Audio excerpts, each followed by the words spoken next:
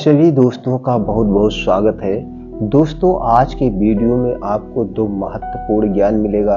पहला ज्ञान है भगवान महात्मा बुद्ध का और दूसरा स्वास्थ्य से संबंधित बहुत ही महत्वपूर्ण, जैसा कि आपने थंबनेल पे देखा। तो मित्रों, चले पहले सुन लेते हैं भगवान महात्मा बुद्ध के उपदेश। इसे एक कहानी के माध्यम से जानते हैं। आज की कहानी है एक भिक्षु की। भिक्षु वह होता है जो सब कुछ त्याग देता है और एक चीज को अपना लक्ष्य बना लेता है। किसी व्यक्ति के भिक्षु बनने के पीछे एक बड़ी वजह होती है। कोई भी भिक्षु ऐसे ही नहीं बन जाता है। उस व्यक्ति के भिक्षु बनने के पीछे भी एक बड़ी वजह थी। भिक्षु बनने से पहले उस व्यक्ति के मन में उसे कई गलत काम करने पे मजबूर किया था। उसने कई पाप किए थे। वह व्यक्ति अपने मन के अनुसार चलने लगता है। उस व्यक्ति के मन ने उसे अपना गुलाम बना रखा था और वह अपने मन का दास था। जीवन में हर सुख और संपदा प्राप्त करने के बाद भी उस आदमी के दिल में बहुत दर्द था और यह मानसिक भय ही उसे एक भिक्षु बना देती है। भिक्षु बनने के बाद व्यक्ति सांसारिक पीड़ा से मुक्त हो जाता है, जंगल में रहने जाता है, अलग अलग प्रकार के ध्यान और अभ्यास करता है, भिक्षा से भीख मांगकर खाना खाता है और फिर अकेलापन और शांति ध्यान करता है। लेकिन फिर भी उस व्यक्ति का मन शांत नहीं है। वह बेचैन और परेशान होकर रहता है। यहाँ एक बात समझनी चाहिए, जैसा कि हम सभी जानते हैं, ध्यान किसी भी आध्यात्मिक यात्रा या आत्म सुधार की शुरुआत चरण होता है। इसे शुरू किया जा सकता है जब आपका मन शांत हो, जब हमारा मन हमारी बात सुनता है। लेकिन उस भिक्षु का मन ना तो शांत है और ना ही उसकी बात सुन रहा है। उस भिक्षु के मन में एक बात बैठ गई कि मन को नियंत्रित करना असंभव है। लेकिन फिर एक दिन उस भिक्षु एक व्यक्ति से मिलता है जो ना तो भिक्षु है और ना ही एक बुद्धिमान व्यक्ति है। वह एक साधारण सा चरवाहा था जो भेड़ बकरियों को चराता था। उसका नाम गोलू था, जो जंगल में भेड़ बकरियों को चराने में लगा रहता था। गोलू उससे पूछता है, क्या मैं आपकी मदद कर सकता हूँ? आप बहुत चिंतित दिख रहे हैं। पिछले कई दिनों से देख रहा हूं कि आप बहुत बेचैन। अगर आप चाहें तो मैं आपकी मदद कर सकता हूँ। भिक्षु ने गोलू की बात सुनते ही हंसते हुए कहा, भला तुम मेरी मदद कैसे कर सकते? तुम संसारी हो और तुम मोह माया और संसार से जुड़े हुए हो। मैं सब कुछ छोड़ दिया और जंगल में आया, फिर भी मेरा मन मेरे बस में नहीं है। गोलू कहता है कि हाँ, मैं तुम्हें सिखा सकता हूँ। हाँ, मैं तुम्हें सिखा सकता हूँ। मुझे अपने मन को बस में करना आता है।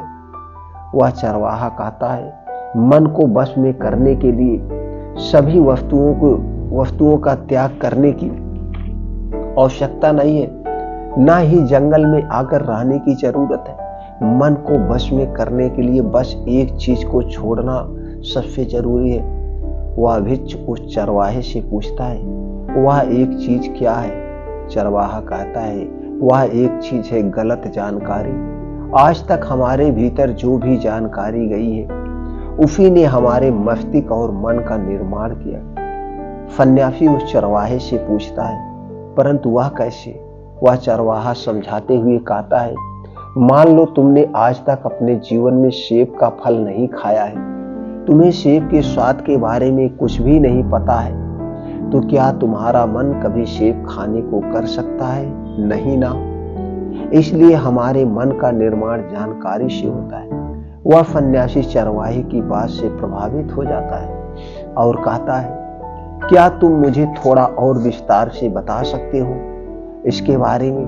गोलू भिक्षु को बताता है कि अगर तुम अपने मन को नियंत्रित करना चाहते हो तो मेरी बातें ध्यान से सुनो।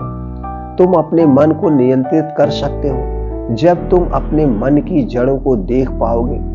मन का निर्माण जानकारी से होता है और हमारे शरीर में जानकारी के 5 प्रवेश द्वार होते हैं। पहला, आंख। अपनी आंख से जो कुछ भी देखते हैं, अच्छा या बुरा, सब हमारे मन की याददाश्त में इकट्ठा होता रहता है। दूसरा, कान।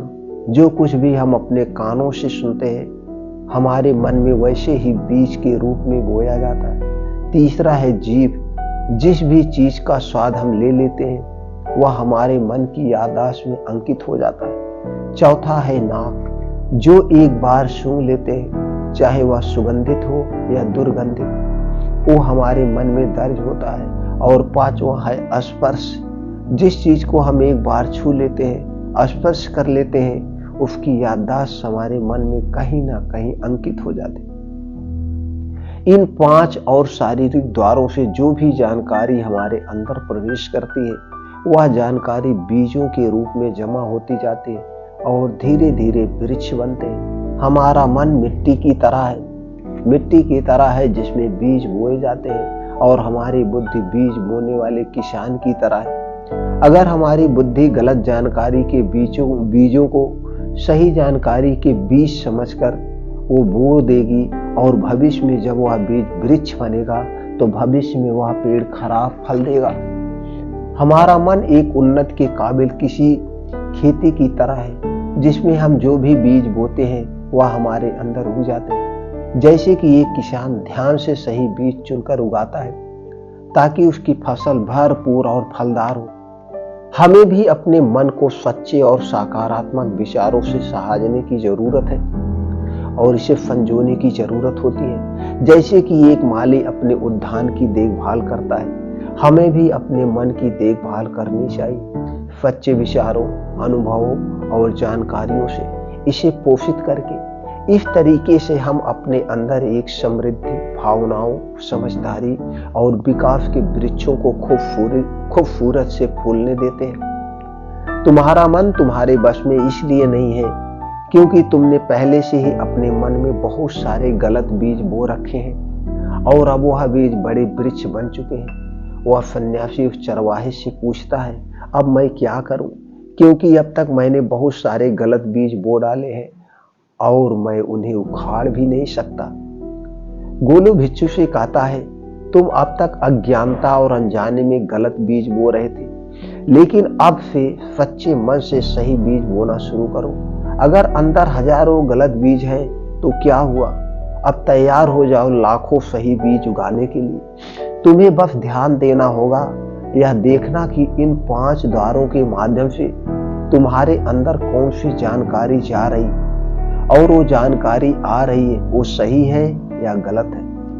भिक्षु पूछता है, यह कब तक करना होगा? गोलू कहता है, पूरी जिंदगी। जैसे तुम हर दिन अपने पेट को अच्छा खाना देते हो, ठीक उसी तरह हर दिन अपने मन को भी अच्छी जानकारी, सही विचार दो। जीवन में हर दिन हर पल तुम्हारे सामने 2 विकल्प होते हैं, जिनमें से एक सही होगा और दूसरा गलत, लेकिन तुम्हें हर बार सही विकल्प का चुनाव करना होगा। हमेशा याद रखना, सही चुनाव करने से तुम्हें अंदर दुख तो हो सकता है, तुम्हें तकलीफ भी हो सकती है, लेकिन वह तकलीफ कुछ समय के लिए ही होगी। तो चाहे अंदर तुम्हारे कितने भी दर्द हो, तुम्हें हर बार सही विकल्प का चुनाव करना होगा। जितनी बार तुम सही चुनते हो उतने ही अधिक सही बीज तुम्हारे अंदर बोए जाएंगे। जिस दिन तुम्हारे अंदर सही बीजों की संख्या गलत बीजों की संख्या से अधिक हो जाएगी, उस दिन तुम्हारा मन तुम्हारे नियंत्रण में होगा। लेकिन उस दिन के लिए तुम्हें आज से ही अपने प्रयास को जारी रखना होगा। भिक्षु गोलू की बातों को समझ जाता है। अगर आपको यह कहानी दोस्तों पसंद आई हो तो इसे अपने यार दोस्तों, परिवार के साथ जरूर शेयर करें। दोस्तों चलिए अब जानते हैं स्वास्थ्य से संबंधित महत्वपूर्ण जानकारी। दोस्तों, सिर दर्द, चक्कर क्यों आता है, क्या कारण है? आज अगर देखेंगे हमारे समाज में लगभग 80% लोग सर दर्द से, चक्कर आने की समस्या से परेशान है। तो दोस्तों इसका मूल कारण क्या है? कभी भी आप कोई बीमारी से ग्रसित हो तो दोस्तों सबसे पहले उसके कारण को जानने की जरूरत होती है, किस कारण से हमें हुआ। जैसे दोस्तों छोटा सा एग्जाम्पल ले लीजिए, कभी आप सुबह स्नान करिए और ठंडी का समय है, तुरंत आप गाड़ी चला लेंगे तो आप देखेंगे आपको जुकाम हो जाएगा। तो आपको वहां पे कारण पता चल गया, चूंकि अभी आपने ठंडे पानी से नहाया या गर्म पानी से नहाया, अभी आपका शरीर ठंडा हो गया। और जब हवा में आप गाड़ी चलाएंगे, हवा में गाड़ी चलाएंगे तो दोस्तों ठंडा लगेगा, शरीर का टेम्परेचर उल्टा हो जाएगा, वो मतलब अप डाउन हो जाएगा, जिसकी वजह से आपको जुकाम हो गया। तो आपने कारण पता हो गया।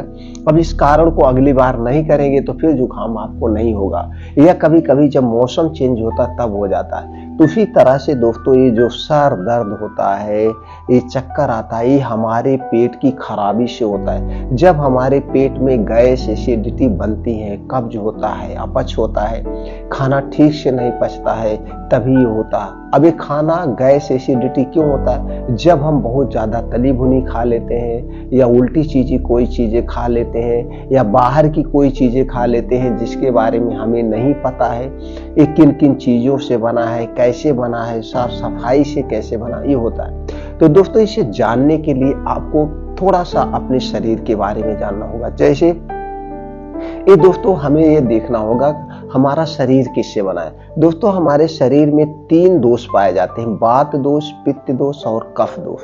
जब आपके शरीर का यह वात, पित्त, कफ दोष बढ़ता है तभी आपके शरीर में कोई बीमारी होती है। जैसे शरीर का जब कफ दोष बढ़ गया तो 5 से 10% बीमारी होती है। शरीर का जब पित्त दोष बढ़ता है तो 15 से 20% बीमारी होती है। और शरीर में जब वात दोष बढ़ जाता है तो 50 से 60% बीमारी होती है। यानी 100% बीमारी जो होती है जब हमारे शरीर का ये 3 दोष बढ़ता है। और ये जो सर दर्द, चक्कर आने की बीमारी है, ये दोस्तों पित्त रोग के बढ़ जाने के कारण है। तो आपको अगर सर दर्द हो रहा है, कब्ज हो रही है, चक्कर आ रहा है, तो आप समझ लीजिए आपके शरीर में पित्त बहुत ज्यादा बन रहा है, पित्त बहुत ज्यादा बन रहा है। अब आपको पित्त को बनाने वाली जो चीजें हैं उसे आप मत खाइए, या तो फिर आप डॉक्टर के पास जाते हैं, डॉक्टर साहब मेरा सर दर्द कर रहा है। तो डॉक्टर साहब क्या करते हैं, आपको देखते हैं, एक उसमें एनाल्जेसिक जोड़ देते हैं। और डॉक्टरों को पता है कि जो है सबकी दिनचर्या गड़बड़ है, तो इसके लिए आपको एक खाली पेट की दवा दे देते हैं, जैसे पेंटाप्राजोल, डोमप्रिडोन, राइबेप्राजोल, डोमप्रिडोन, ओमेप्राजोल, डोमप्रिडोन, या इस ग्रुप की कोई ना कोई आपको मेडिसिन दे दिए और एंटासिड सिरप वगैरह लिख दिए। आपने उसे 2 दिन खाया, आप ठीक हो गए। फिर आपने क्या किया, वो जो खाली पेट आपने दवा रखा उसे आपने रख दिया। जब भी आपको सर दर्द होगा वो दवा आप खाली पेट खा लेते, 24 घंटा आपको फुर्सत हो जाती। लेकिन दोस्तों यहीं पे गलती करते हैं। अब यहीं पे हमें ये जानने की जरूरत थी, जो हम ये दवा क्यों खाएं, उस कारण को ही हम हटा दें। वात, पित्त, कफ को जो बढ़ाने वाली चीजें हैं, या हमारे शरीर में जो पित्त बढ़ गया है, पित्त ना बढ़े, नहीं तो ऐसे बार बार पित्त बढ़ता रहेगा, उसके साथ में और बीमारियां भी उत्पन्न होगी। अब जब हमारे शरीर में पित्त बढ़ेगा तो 15 से 20% और खतरनाक बीमारियां होगी, सर दर्द, चक्कर आना, ब्लड प्रेशर बढ़ना, ये तमाम बीमारियां होगी। तो हम ऐसा ना करें कि पित्त को बढ़ाने वाली जो चीजें उसे ही अवॉइड कर दें। तो चलिए हम जान लेते हैं दोस्तों पित्त को बढ़ाने वाली कौन सी चीजें हैं जिसे हमें नहीं खाना है। फिर हम जानते हैं दोस्तों नियम के बारे में, जिसे आप पालन करके बिना दवा के सारी बीमारी को अपने घर पे रहकर क्योर कर सकते हैं। दोस्तों पहले मैं बता दे रहा हूं, पूरा ध्यान से सुनना, और सुनने के बाद ज्यादा नहीं 21 दिन इसको फॉलो कर लेना।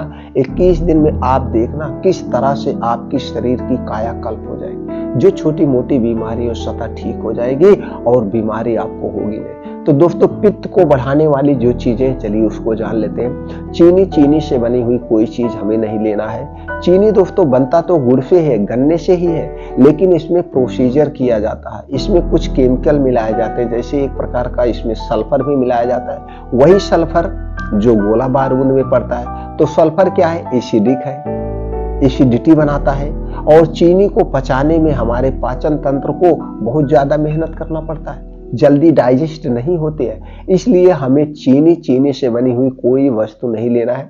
मैदा बनता गेहूं के आटे से, लेकिन ऊपर की लेयर निकाल ली जाती है जिसमें फाइबर होता है, फिर इसमें क्या बचता है, वेस्ट बचता है। इसलिए हमें मैदा से बनी हुई कोई चीज नहीं लेना है। रिफाइन किया हुआ तेल व डालडा से बना हुआ कोई सामान नहीं लेना है। सफेद नमक के स्थान पर सेंधा नमक का आप प्रयोग करिए। डिब्बा बंद, पैकेट बंद, जंक फूड, फास्ट फूड, बाहर की जितनी भी तली भुनी चीजें हैं, चाय, समोसा, पकौड़ी, जो भी चीजें हैं, टोस्ट, ब्रेड, आइसक्रीम, ये कोई भी चीज हमें बाहर का नहीं लेना है। इन सब में किससे बनता है? ये सारी चीजें दोस्तों चीनी से बनती है, मैदे से बनती है और रिफाइन या डालडा में निकाला जाता है। हमारे स्वाद को बढ़ाने के लिए इसमें कुछ बेस डाले जाते हैं और इसे कलरफुल बनाने के लिए आर्टिफिशियल कलर डाला जाता है। और दोस्तों इन्हें ज्यादा दिन तक सुरक्षित रखने के लिए, जैसे आइसक्रीम की 1 साल एक्सपायरी होती है, टॉफी बिस्किट की 6 महीने होती है, टोस्ट ब्रेड की 3 महीने होती है। ऐसे जो खाने पीने की चीजें, किसी की 1 महीना, 2 महीना, 3 महीना, 1 साल इसकी एक्सपायरी होती है। तो इतना दिन जब सुरक्षित रखा जाएगा तो उसमें कुछ ना कुछ तो केमिकल डाला ही जाएगा। तो ये सारी चीजें एसिडिक हो गई, स्टार्च हो गया, जो कि शरीर में पित्त को बढ़ाती है। तो दोस्तों आपको पित्त रोग से बचना है तो ये सारी चीजें आज से अभी से बंद कर दीजिए। हमें कोई भी ठंडा पेय पदार्थ नहीं लेना है, कोल्ड ड्रिंक्स नहीं लेना है, आइसक्रीम नहीं लेना है। अपने रूम टेम्परेचर का हमें पानी पीना है। फ्रिज में रखा हुआ कोई सामान हमें नहीं खाना है। ये सारी चीजें क्या है, ये बात पित्त कफ तीनों को बढ़ाती हैं। तो दोस्तों आपको निरोगी रहना है तो कोई भी ठंडी चीज न लीजिए, रूम टेम्परेचर का लीजिए। हम अपने शरीर का जितना टेम्परेचर है उसी टेम्परेचर पे ही सामान को यूज करना चाहिए, चीजों को खाना चाहिए। तो हमारे शरीर का टेम्परेचर कितना है? हमारे शरीर का टेम्परेचर 37 डिग्री सेल्सियस हमेशा रहता है। तो 37 डिग्री सेल्सियस के ही रूम टेम्परेचर होता है। तो इसी टेम्परेचर का चीज अगर हम प्रयोग करेंगे तो दोस्तों हमारे शरीर का वात, पित्त, कफ तीनों बैलेंस में रहेगा। तो दोस्तों आप समझ गए, इतने चीजों को अवॉइड करना है। अब 3 नियम हम क्या जान लें जो आपको प्रयोग करना है, जो एसिडिटी को बढ़ाते हैं। तो दोस्तों डेली योगा, प्राणायाम, मेडिटेशन आप जरूर करिए। इसके लिए आपको 10 बजे तक लेटेस्ट सो जाना है। 10 बजे सोने के बाद सुबह 5 बजे उठने का प्रयास करिए।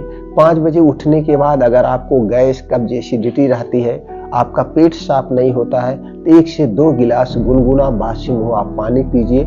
पानी पीने के बाद आप नित्य क्रिया होने के बाद, यानी फ्रेश होने के बाद आप दोस्तों मॉर्निंग वॉक जाइए। आपका जो मॉर्निंग वॉक होगा वो दोस्तों कम से कम 5 से 6 किलोमीटर का होगा। अब इस 5 से 6 किलोमीटर को आपको 25 मिनट से 30 मिनट के अंदर कवर करना है। और हो सके तो दोस्तों इसे नंगे पांव कवर करिए। नंगे पांव जहां पे मिट्टी हो, जहां पे हरी घास हो, उसके बहुत सारे बेनिफिट्स हैं। जब आप नंगे पांव मॉर्निंग वॉक करते हैं तो दोस्तों जो कंकड़ होता है, कहीं कहीं उबड़ खाबड़ मिट्टियां होती हैं या हरी घास पर चलते हैं, तो जो ये मिट्टियां कंकड़ आपके पैर पे चुभेगी तो एक्यूप्रेशर का काम करेगा, एक्यूप्रेशर का। और ये जो फीत है, ऊपर से आसमान से ओस की बूंदें पड़ी है, ये जब आपके पैर में लगती है दोस्तों, इससे आंखों की रोशनी तेज होती है। आंखों से संबंधित कभी कोई बीमारी नहीं होगी, आपको चश्मा लगाने की जरूरत नहीं होगी। अब मॉर्निंग वॉक करने के बाद आप वहीं पे बैठ के कुछ योगा करिए, अनुलोम विलोम, जिसे हम नाड़ी शोधन कहते हैं। अनुलोम विलोम 20 से 25 मिनट आप डेली करिए। 15 से 20 मिनट आप कपाल भात करिए। अगर कपाल भात 15 से 20 मिनट कर रहे हैं तो पाचन तंत्र से संबंधित, यानी पेट से संबंधित आपको कभी कोई बीमारी नहीं होगी। अगर कोई बीमारी है तो धीरे धीरे क्योर हो जाएगी। अब 2 योगा करने के बाद वही शीर्षासन करिए, वज्रासन करिए, सूर्य प्राणायाम करिए, जो कुछ भी योगा एक्सरसाइज आप जानते हो वो योगा एक्सरसाइज करिए।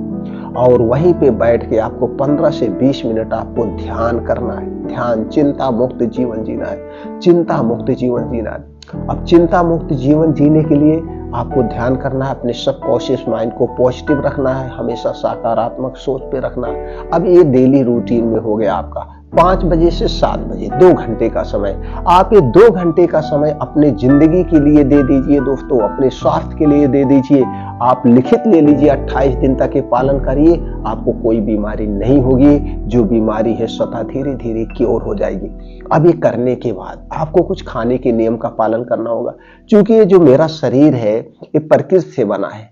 हमें प्रकृति के हिसाब से चलना होगा। जो हमारा पेट है, जो हमारे पेट में जठर पाया जाता है, ये जठर सूर्य की रोशनी पर काम करना है। तो हमें प्रयास करना है सूर्योदय के बाद 2 से 2.5 घंटे बाद हमें खा लेना है, और सूर्यास्त के पहले हम खा लेंगे तो हमारा स्वस्थ हमेशा रहेगा। लेकिन आज के लाइफ स्टाइल में नामुमकिन है। तो अगर नामुमकिन है तो सूर्यास्त के 40 मिनट पहले आप कुछ ऐसा लंच कर लीजिए जिससे आपको रात में खाने की जरूरत ही ना हो। तो शाम 6 बजे के बाद कुछ मत खाइए, कुछ मत खाइए, क्योंकि ये शाम 6 बजे के बाद, सूर्य डूबने के बाद हमारा पाचन तंत्र स्लो हो जाता है। इसे भी आराम करने की जरूरत है।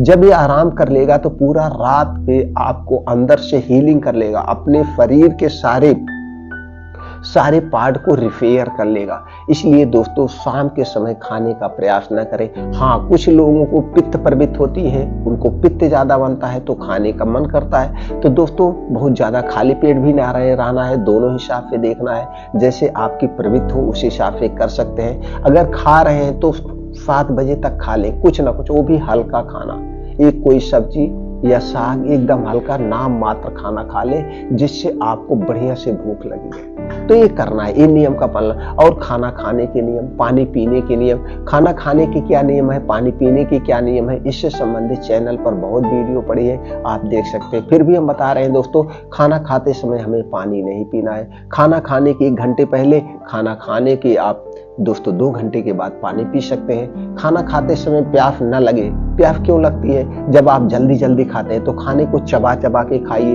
एक निवाला 32 बार चबाइए, 32 बार चबा के खाइए। खाना हमेशा भूख से कम खाइए, पेट को खाली रखिए। 40% में आप 30% पानी पी के रखिए, 10% हमेशा खाली रखिए। ये खाना खाने के नियम है, पानी पीने के नियम है। और पूरा विस्तृत जानकारी के लिए इससे संबंधित चैनल पर वीडियो पड़ी है, वहां पे आप देख सकते हैं। अगर आप इतनी प्रक्रिया कर ले रहे हैं तो आपकी स्वतः बीमारी ठीक हो जाएगी बिना किसी दवा के। फिर भी दोस्तों कुछ चीजें आज आपको शेयर करेंगे, जिसे अपना करके आपको जो गैस, एसिडिटी, चक्कर आने वाली बीमारी है, इसे आप ठीक कर सकते हैं। तो पहला नियम है, रात को लेना है आपको 1 गिलास दूध आपके घर का हो तो ठीक है, पैकेट का दूध नहीं लेना है। दूध नहीं है तो दोस्तों 1 गिलास गुनगुना पानी आप ले सकते हैं। दूध अगर गाय का मिल गया तो अति उत्तम है। तो 1 गिलास दूध के साथ आपको लेना है त्रिफला चूर्ण। कितना लेना है? 1 से 2 चम्मच।